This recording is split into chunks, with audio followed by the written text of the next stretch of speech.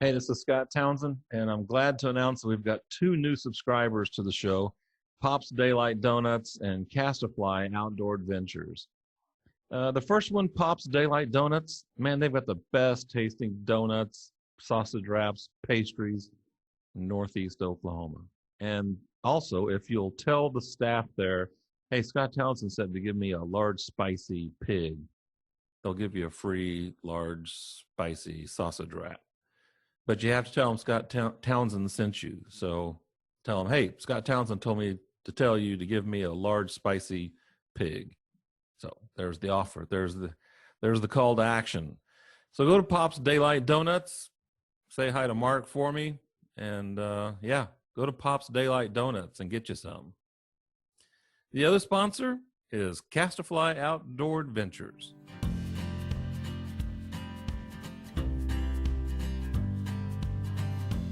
Adventure. That's where it begins. We look to create and document our moments in time while embracing the majestic wonder and beauty of the great outdoors. Our quest is to explore the back roads of the Ozarks, camping, fishing, and just getting lost. Refresh your spirit and join us on our next adventure.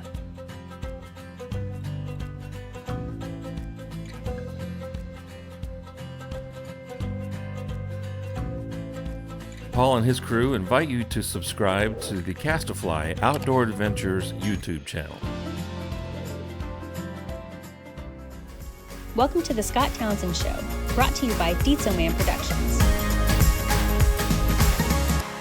Hey, this is Scott Townsend, and thanks for joining the Scott Townsend Show. Today I have with me a special guest, Erik Rostad with Books of Titans. He's a avid reader, and as am I. So I invited Erik onto the show just to talk about reading. So Erik, how's it going? Pretty good. How you doing, Scott? Good. I wanted to title this show An Argument for Reading. I was talking to a friend the other day, and they had said something about they've always wanted to be a reader and just haven't done it. And so because of my posts on Instagram or something, it inspired this person to start reading more. And I think a lot of people are like that. So we're going to talk a lot about an argument for reading, why you should pick it up. Erik, you've got an Instagram account, Books of Titans. I'll start off with, why is reading important to you? Well, I think the biggest thing it helps me to do is to realize that you can learn anything through reading. I think after school, after college, I had some notion in my head that after college, that was all I was going to need to do. And then that would be my education. And then, I would just go into the workforce and be good to go from there. But I quickly realized that that's not the case. And you have to keep learning. And reading is just one of the easiest ways I've found. I mean, I know you can watch shows and do other things to learn, but the way I process the best is from learning or from reading. And that's the way I learn the best. And I just love making connections between different types of books and seeing big ideas go across a wide variety of books. So that's why I enjoy reading and why I think it's important. How long have you been, I'm going to call you an avid reader. How long has that been? Is that since childhood or after college, or when did this all kick in? Yeah, there were it's ebbed and flowed in my life. I remember as a kid reading. I would read by my fish tank light. So I would turn the light on when my parents thought I was sleeping and just try to read some books. Lost the love for it in middle school and in high school when we were forced to read books. And then in college, just had what I call my hinge book, this book that just kind of sparked a desire to want to read. And from there, I started reading a lot. But then 2017 is when I really kicked it up and started the Books of Titans project, where, like you, I set the goal to read 52 books a year. There were just so many that I wanted to read. And I figured setting a challenge like that for myself would get me going. And so, yeah, 2017 through now has been when I've really kicked it up. So how many books do you think you've read since 2000? I'm not going to say through your whole life, because who would know that number, but how about from 2017? Do you have any idea? Yeah, it's 203 books. So I keep track of all that.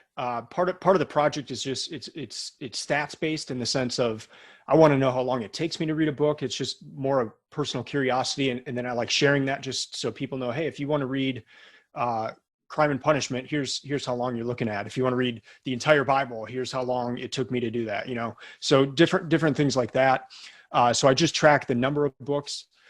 So it's 203, and I don't like to look at it as like a magic number of books. And if I'm more interested in taking it slower and not getting through a certain number of books to make sure that I dig deep into a book than to get through a magic number. But it's more just, I want to read a lot of books. I love reading. And so I'm trying to figure out the best way to get through a lot of books while also retaining everything that I'm reading. So that's the big challenge, and I'm right there with you. There's the clock's ticking, and there's so much that I want to read. So many.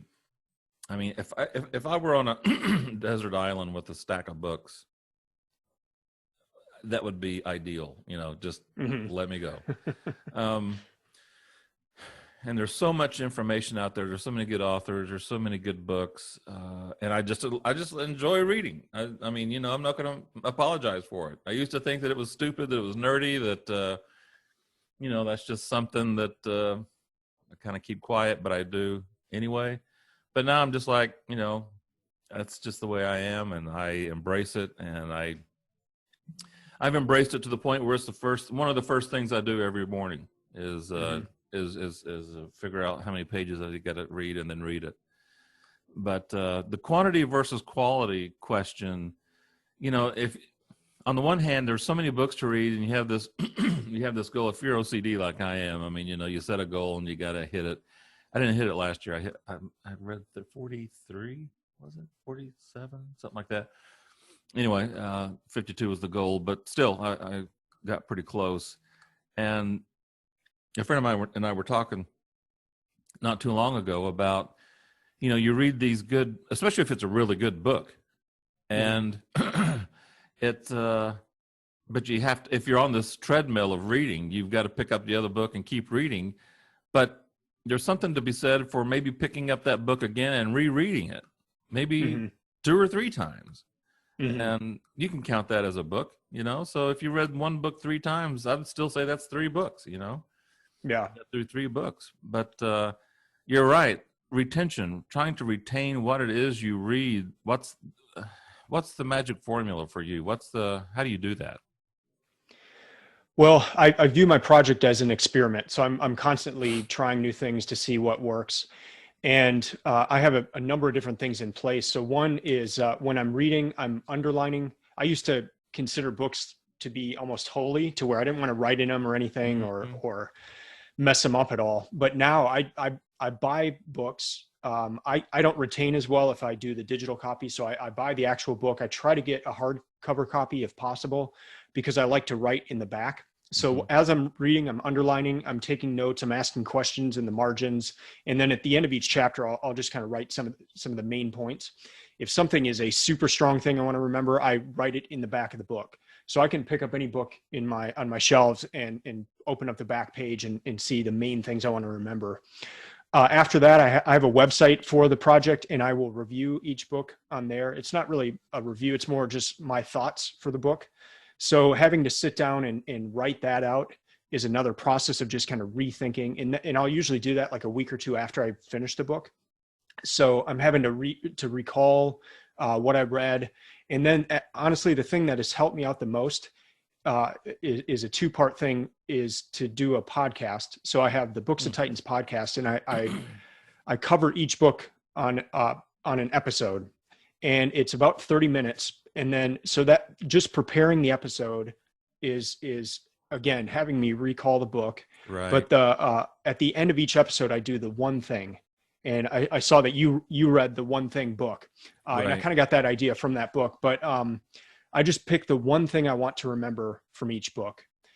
And if I try to remember 10 things from a book, I won't remember any of them. If I try to remember 5, I won't remember any of them. But if I just remember one thing, I will usually remember that one thing, and then it'll actually spark and help me to remember other things in the book. So in each podcast episode at the very end, I just cover the one thing I always hope to remember, or the thing that stuck out to me the most in each book. And that's really the trick for me. Then when I'm looking at my shelves, I just try to remember that one thing from each book. And that's been the biggest help in helping me to remember each book. So could it be said that maybe there's so much investment in a book just to get one thing out of it? Is it worth it? Well, I view it as compound interest. They say if you get 1% better each day, that change in trajectory will have huge impacts, years down the road. James Clear. Yeah. So it's kind of that idea of, well, and then just, I can't remember more than that. I mean, I write stuff down so I could look back at the book each day, but I'm thinking more just recall from my head, and not having any notes, like what's the one thing I can remember. And I just found that I don't have the capacity to remember more than one thing if I'm trying to remember all these certain things from a book. So part of the one thing is I also try to implement that. So if it's like a book like James Clear's, I haven't read that yet, but I would assume there are probably 40 things you could implement from that book. Mm-hmm. But if you just take one and implement it, it'll actually help you remember the other stuff he talked about in the book. And then if you implement it and you start changing things in your life because of that, you're automatically going to remember it because you've changed something in your life. So yeah, if you can tie in the one thing and then actually, whether it's a mindset change or something that you change, like productivity wise, you've taken that lesson from the book and you'll remember it a lot better. James Clear, that's the one thing I got out of his book was the 1% better every day, Mm-hmm. When you said the one thing that I write in the back. Oh, nice. Yeah. And sometimes it might be notes about I need to go pick up lettuce at the grocery store. As I'm reading, I'll think of something and I don't want to forget it, so I write it down at the back of the book. Or it might be something good about the book. So yeah, that's interesting. With this, if I picked a book like the Bible, what's the one thing you got out of the Bible? Well, in that episode, the one thing I said is that there is this idea of the curse, and it follows throughout the Bible. So it first shows up on page 3, and then it goes all, and you see that word over and over. And the reason it stuck out to me so I read the Bible last year. It was the first book on my list, and I just read it straight through. I'd never done that in my life. I'd done plans where I would read it over a whole year. Right. But I'd never just read it, and that being the only book I was reading, and then just starting at the beginning and going to the end. And when I hit the word curse on page 3, it stood out to me because it was different than how I remember the curse being taught to me and what it entailed and what it meant for the people and the land and all that. And so it stuck out to me. And so then every time I saw the word, I just kind of made a notation of it. And you started to see this narrative arc through the entire Bible to where the word curse shows up on the last page of the Bible. I mean, the literal last page of the Bible, and it resolves. I mean, like you've got the curse on page 3 and this narrative arc throughout a lot of the different books of the Bible, and then it resolving. And it was written by so many different authors over thousands of years. And then to see one narrative arc, and that's just one narrative arc you could take through the whole thing. So that was my big takeaway, is just to see something like that through a book written so many years apart and all that was really cool. And then just to know that that's one thing that you could kind of trace throughout the entire book. That's really interesting. I've never heard anybody say something like that before about the Bible. So that's really cool. Yeah. And I don't think I would have ever noticed it had I not just read it straight through. If you're skipping around or doing things like that, like I just don't think I would have ever seen that. Picked up on it. You were talking about a process that you have for reading that helps you meet your yearly goals earlier when we first started, before before we started the podcast. Can you kind of go back over that again? What the process is that you have, and you mentioned something about a spreadsheet or something, or can we put that in the show notes down below if anybody wants to see it? Yeah. Okay. It's right on the homepage of booksofTitans.com. I have the spreadsheet in Excel, Apple Numbers, and Google Spreadsheet. But it's the spreadsheet I use each year, and basically throughout the year, I have a notebook, and this is my everything notebook, and everything goes in here for the year. My work notes, I do website development, so I'll draw out designs, book notes, journal, like planning, everything. And on the first page each year, I just set a page aside for book options or book suggestions or ideas. And so anytime I come across an idea for a book, maybe in our conversation today, you mentioned one that you really like, I'll write it down, and then maybe I'll go into a bookshop and I'll see that book. And then a few months later, somebody will mention that book. And so I start seeing like, okay, this is a book I really need to read. But by the end of the year, I've got like 150 books that I've written down that I've just come across during the year that sound interesting. So I narrow that down to 52 books. This year, I'm just doing 35. But in general, I try to go 52 books per year. So I narrow that list down to 52. And then here's a key. I randomize the order. And if I didn't randomize the order, I just know that I would stack the books that I'm super excited about at the top. But if I randomize the order, it puts that control out of my mind. And then I just start from book one and then just go down the list. And the key on that list is to, and in the spreadsheet, you put the book title, the author, and then the number of pages. And I have all these calculations in that spreadsheet to where it will tell you the number of pages you need to read per day. And I found that to be the biggest help, because if you start looking at, oh my gosh, I got to read 52 books this year, there's no way. And then if you start like on a big book, like the Bible last year, it took me 2 months. And so if I'm trying to get through 52 books and one book has taken me 2 months, I'll just start freaking out, because I know I'm not going to reach my goal. But on the other hand, if I see, hey, all the books equal this many number of pages, and for the 365 days, I just need to get through 40 pages per day, or I need to get through 50 pages per day. And I know that if I set aside an hour in the morning to read, I can get through 30 pages. And then just at different points in the day, I can kind of add up to 40 or 50 pages. Then I know where I am in the year. And I know if this morning I didn't read, I know I need to read later on, or I need to make up some time tomorrow. So just that idea of knowing the number of pages per day for all of your books is really helpful. So in one day you might stop a book and start a new one in the same day. Yeah. Yep. So are you a speed reader? No. And I don't think I would ever want to try. I think part of the process is grappling with things and not, I mean, you can get through some books faster than others, just if you're familiar with the topic and that sort of thing. But yeah, I have no desire to speed read, and I actually read rather slowly, and I'm taking notes and doing all sorts of stuff. So no, I don't speed read, nor do I really have a desire to. I don't either. I'm pretty slow at it myself. Somebody mentioned Warren Buffett read one book over and over again, Benjamin Graham's The Intelligent Investor. So I ordered it, and I just saw the cover of it. Well, it came in the mail today, and this dude's like this thick. And I was like, there's no way. And it's small print, and there's charts and graphs and Bart. I mean, so this is a book that's just going to have to, this is just going to have to be something that I dip into, every day for a little bit. There's no time limit on this baby, because it looks like it's going to be, oh, my earbud. It looks like it's going to be pretty intense. Yeah. But yeah, so I saw that and I was like, wow, that's. Well, I've also heard that he reads like 8 hours a day or something. Yeah. So.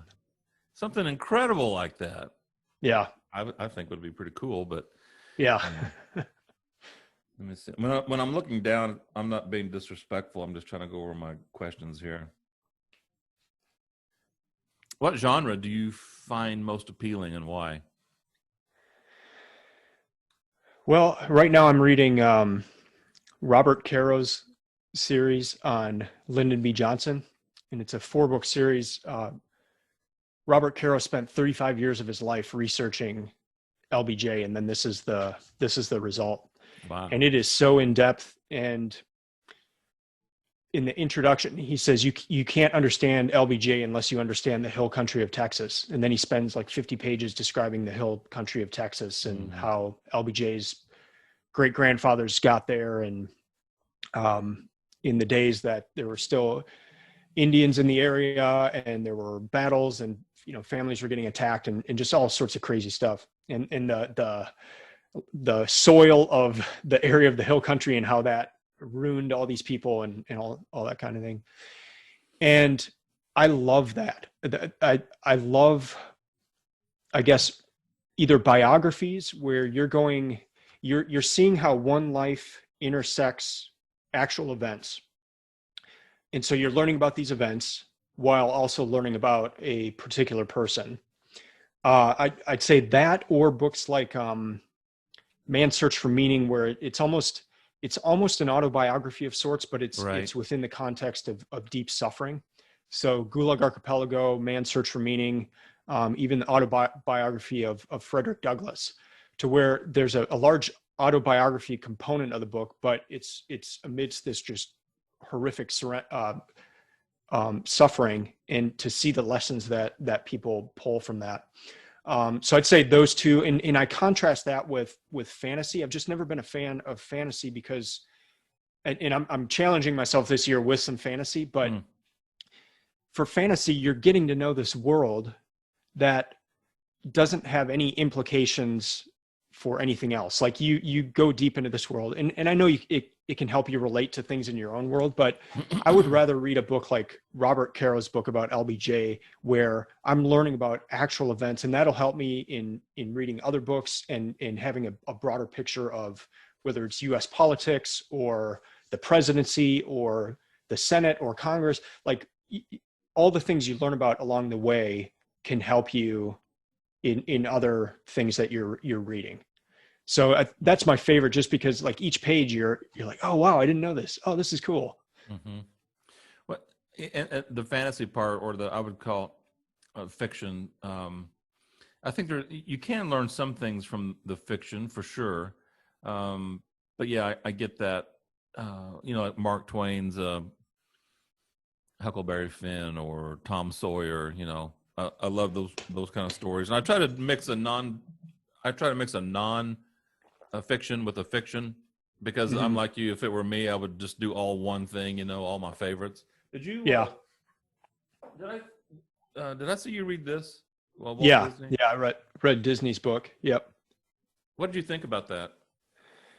That was good. I mean, I've my parents used to take us to Disney each year. We lived in Minnesota, and so during the winter we'd go to visit my grandparents in Florida and go to Disney. Oh yeah. So it's just kind of a magical place, and actually had an impact on my life, just in Epcot Center, and I know it's not the actual countries, but you're getting to know different countries through the Epcot, and I actually traveled a lot in college and after college, and it was really a desire that was sparked from going to Epcot and stuff. So reading about Disney's life was fascinating, and just to see how he ran the company. And I don't know, I never thought about the behind the scenes when I'm watching a Disney movie, but this really makes you look and see all that was in the background of it. So yeah, much I enjoy adversity. It.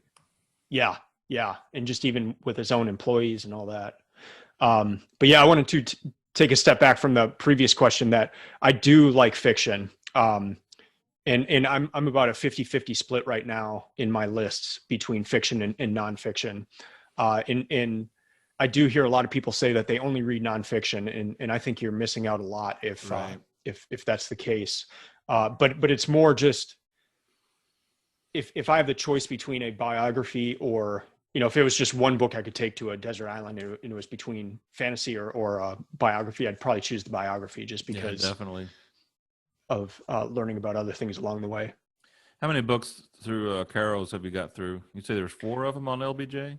Yeah, there's 4 of them. I'm still on the first one. I'm like Okay. 350 pages in. So I expect that to take a couple months to get through all those.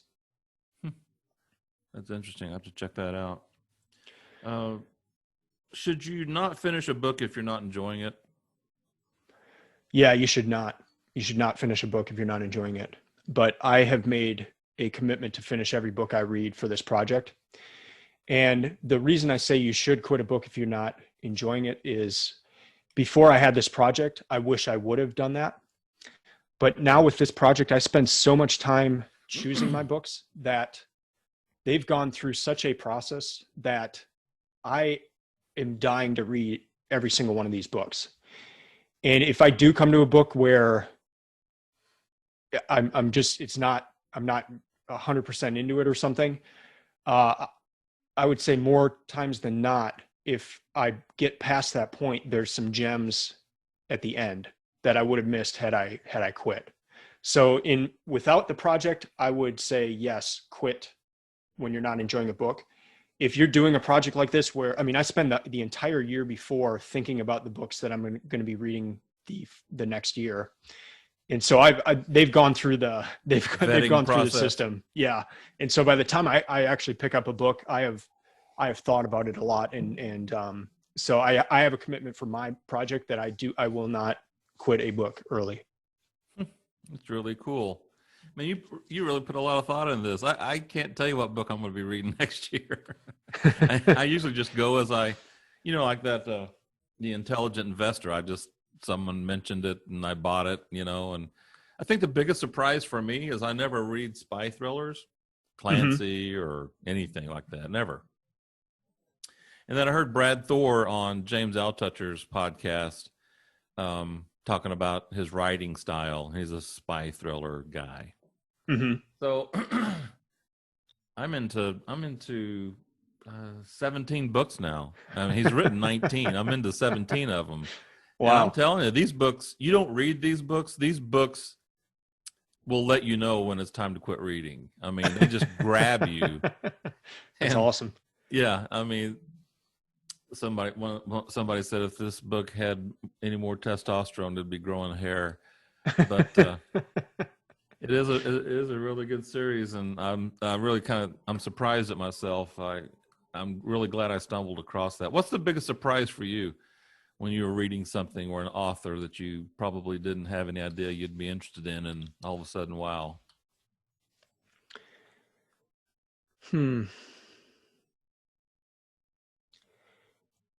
I think, well, if I take a step back for the entire project, one of the biggest surprises has just been how specific ideas will show up in different types of books. So you'll see an idea in a novel by Hemingway, and then you'll see that idea in like a productivity book, and then you'll see it pop up in a biography, and you'll see it pop up in a book by someone who's had a really horrible thing happen in their life. And so I think going into the project, I would have thought just reading almost more than double than I ever had before in a year in my life. I would have thought that it would have been information overload, but what surprised me is to see specific ideas kind of flow through a variety of types of books. And what that does is just show you that these ideas are really important. If you're seeing them across the board in different types of books by authors hundreds of years apart, it actually helps you realize that here are some key, really important ideas. And timeless. So when I see those in books I think that's the thing that surprises me the most is, man, this author's saying the same thing as so-and-so author, and they are writing in completely different time periods, different genres. So for this idea to come out strong like that is pretty amazing. That's really cool. What book could you reread over and over again? Probably the Bible, just because of what I mentioned earlier, where there's just so many different narrative arcs you can take through the whole thing. I mean, you could just focus on one thing and read through it. And so in terms of rereading, I mean, it would just kind of be inexhaustible, where I think a lot of the other books I would just get tired of it over time. Other books I think that I could reread, maybe not as many times as like the Bible, but would be maybe Man's Search for Meaning, the Gulag Archipelago, just some of those where people have suffered so tremendously that they've gotten lessons that we'll never get out of life. And yeah, probably those books along that set. What how's your day structured so that you get your reading in? What how do you do that? What's a typical day look like? Yeah, it's a constant experiment and change. I've got two daughters, they're 3 and 6, and so based on school and when they're waking up, and even things will change with daylight savings time, because I'll be getting up and then I'll have some time, but then daylight savings comes around and then they're up the same time, and so I can't be reading. So I try to read when my wife and daughters are sleeping. And so what that usually looks like is I wake up around 5 and I'll read for like an hour. And then one of my rules is to always carry a book with me. And so I end up getting a lot of reading done.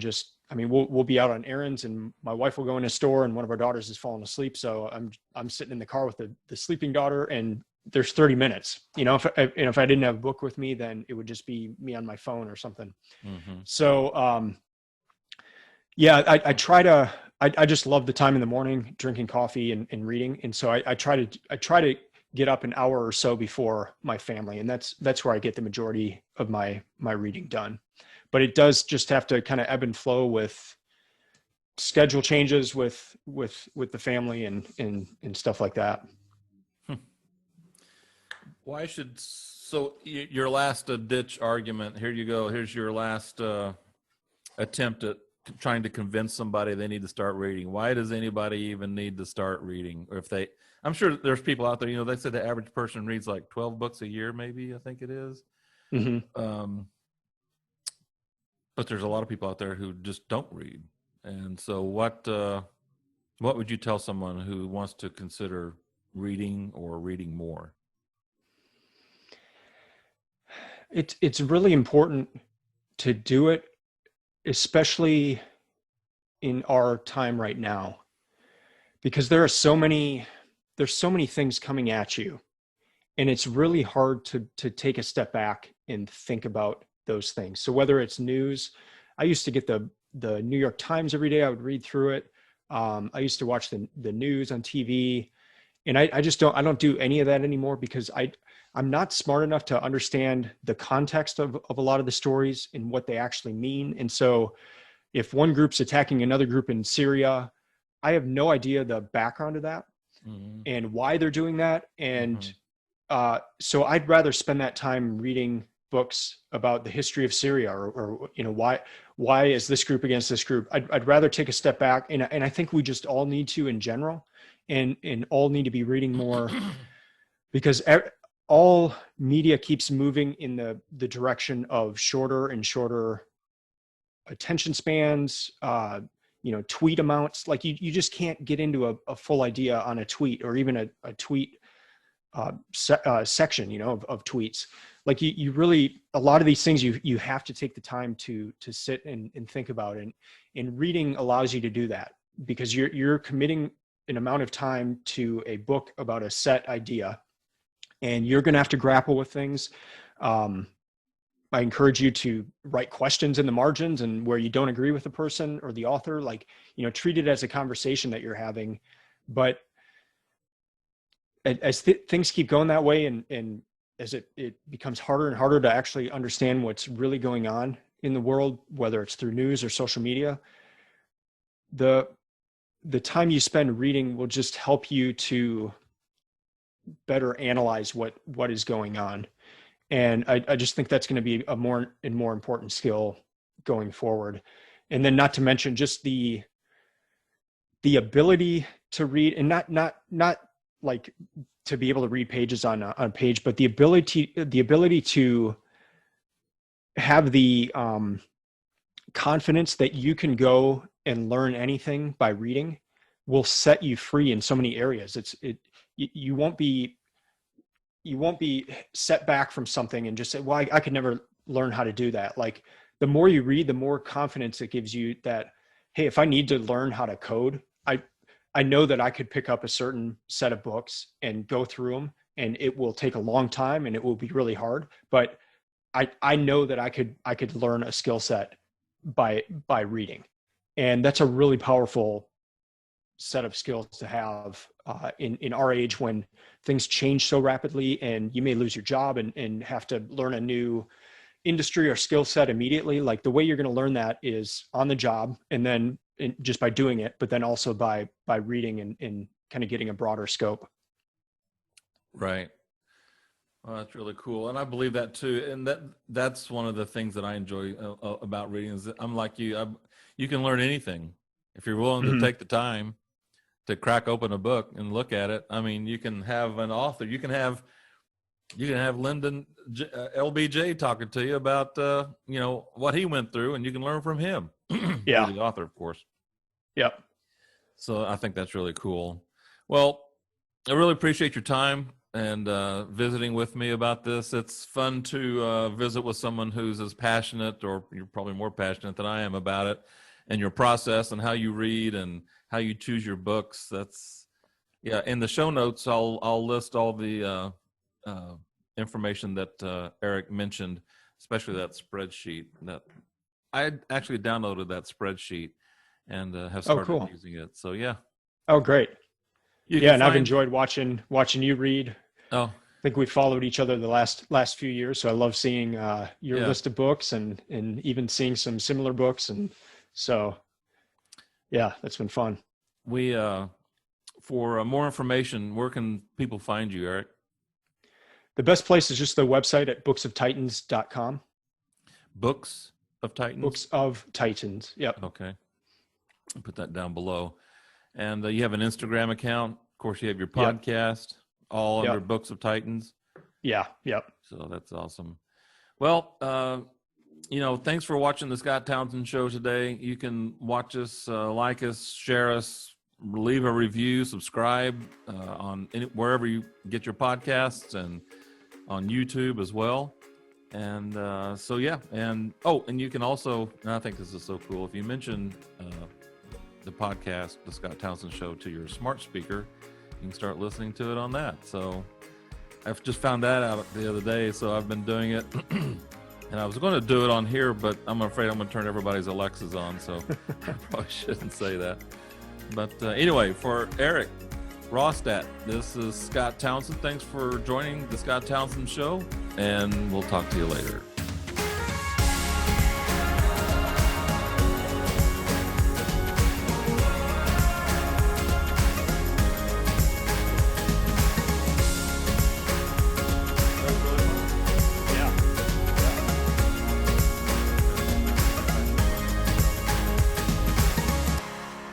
The Scott Townsend Show is a Dietzo Man production. For more episodes, visit the Scott Townsend Show YouTube channel, listen on Apple Podcasts, or wherever you listen to your favorite shows.